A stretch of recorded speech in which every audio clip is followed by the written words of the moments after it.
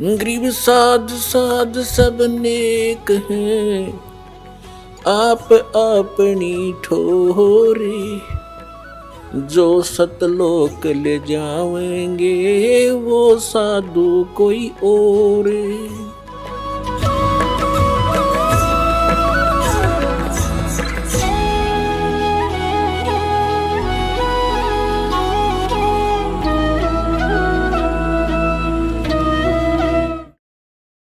ಪರಮಪಿತ ಪರಮಾತ್ಮ ಪೂರ್ಣ ಬ್ರಹ್ಮ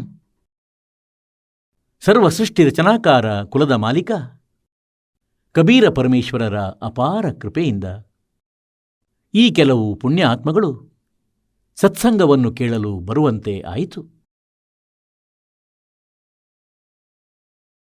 सकल पदार्थ है जग माही और कर्महीन नर पावे नाही।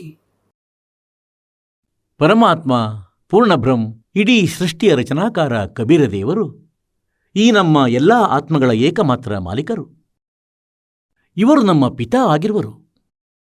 ನಮ್ಮವರ ದುಃಖವಂತೂ ನಮಗೇನೇ ಆಗುತ್ತದೆ.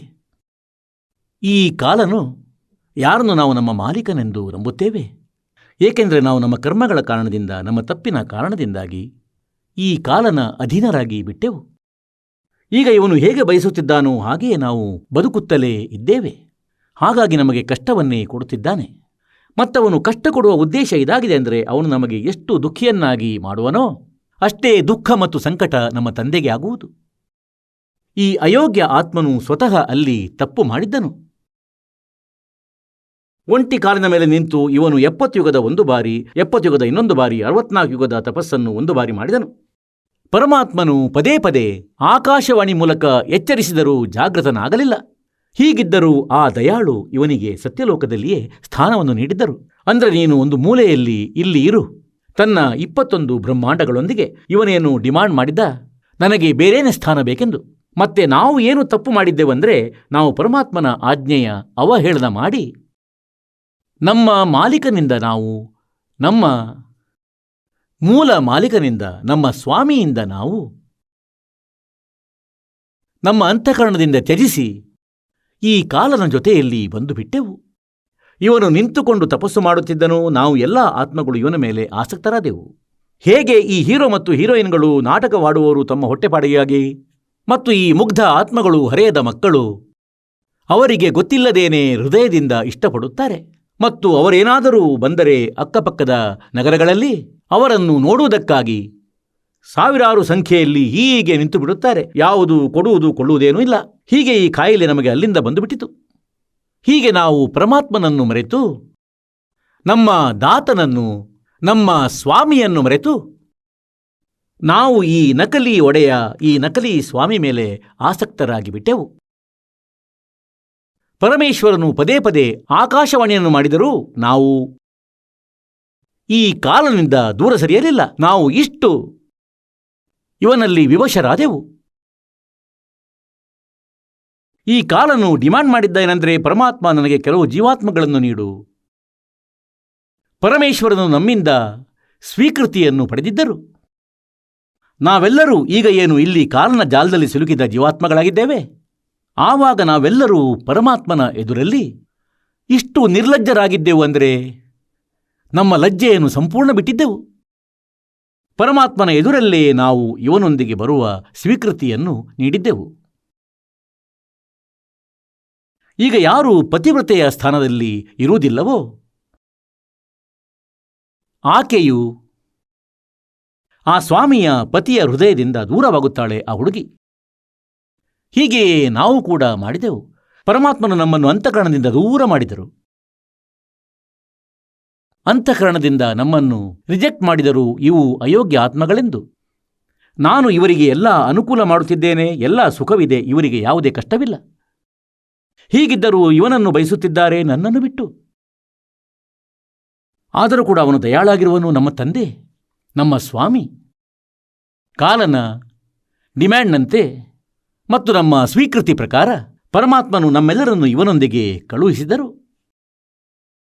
ನಂತರ ಈ ದಯಾಳು ಒಂದು ಕೃಪೆ ಮಾಡಿದ್ದರು ನಮ್ಮ ಮೇಲೆ, ಈ ಕಾಲನ ಮೇಲೆ. ಅಂದರೆ ಅಲ್ಲಿಯೇ ಸತ್ಯಲೋಕದಲ್ಲಿ ಒಂದು ಮೂಲೆಯಲ್ಲಿ ಒಂದು ಸ್ಥಾನವನ್ನು ನೀಡಿದ್ದರು. ಆದರೆ ಅಲ್ಲಿಯೂ ಕೂಡ ಇವನೊಂದು ಭಯಂಕರ ತಪ್ಪನ್ನು ಮಾಡಿದನು. ಅಂದರೆ ಈ ದುರ್ಗೆಯು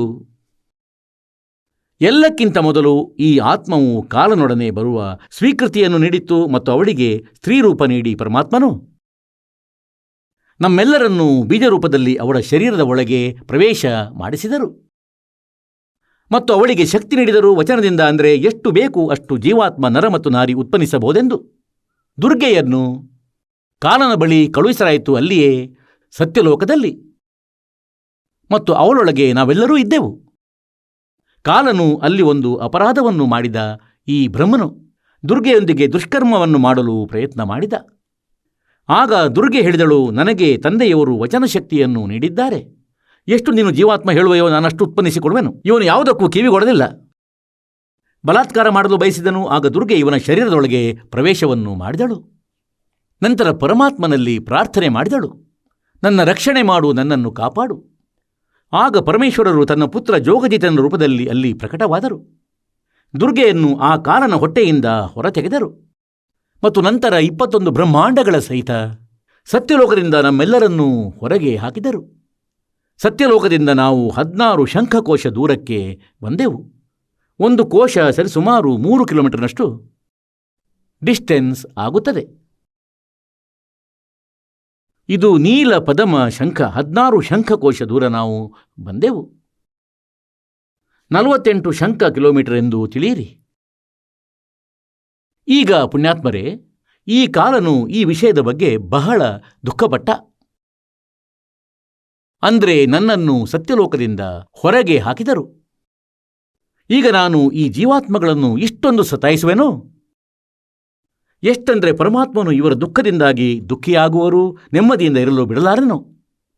ಈ ಸೇಡು ತೀರಿಸಿಕೊಳ್ಳಲು ಇವನು ನಮ್ಮ ಜೊತೆ ಇಂತಹ ಅಪರಾಧ ಮಾಡುತ್ತಿರುವನು. ಇದನ್ನು ಸತ್ಯವೆಂದು ತಿಳಿಯಿರಿ. ನೀವಂತೂ ಬಾಲಕರಾಗಿದ್ದೀರಿ. ಮನುಷ್ಯ ಶರೀರವಂತೂ ಸಿಗುತ್ತದೆ ತಮ್ಮದೇ ಪುಣ್ಯದಿಂದ ಮತ್ತು ಪಾಪಗಳು ತಮ್ಮೊಂದಿಗೆಯೇ ಇರುತ್ತವೆ.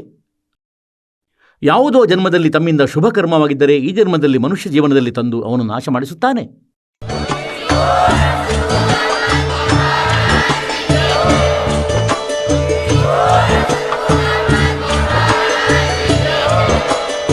ನೀವು ಕೇಳಿದ್ದೀರಿ ಜಗದ್ಗುರು ತತ್ವದರ್ಶಿ ಸಂತ ರಾಮ್ಪಾಲ್ ಮಹಾರಾಜರ ಮಂಗಳ ಪ್ರವಚನ.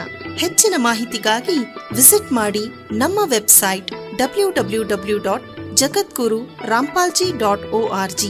ಸಂತ ರಾಮ್ಪಾಲ್ ಮಹಾರಾಜರ ಶುಭ ಆಶೀರ್ವಾದದಿಂದ ಇಡೀ ವಿಶ್ವದಲ್ಲಿ 500ಕ್ಕೂ ಹೆಚ್ಚು ನಾಮದೀಕ್ಷಾ ಕೇಂದ್ರಗಳಿವೆ. ಇದರಲ್ಲಿ ಸಂತ ರಾಮ್ಪಾಲ್ ಮಹಾರಾಜರಿಂದ ನಿಶುಲ್ಕವಾಗಿ ಆನ್ಲೈನ್ ನಾಮದೀಕ್ಷೆ ಕೊಡಲಾಗುತ್ತಿದೆ. ತಮ್ಮ ಹತ್ತಿರದ ನಾಮದೀಕ್ಷಾ ಕೇಂದ್ರದ ಮಾಹಿತಿಗಾಗಿ ಸಂಪರ್ಕಿಸಿ 888 444 7302.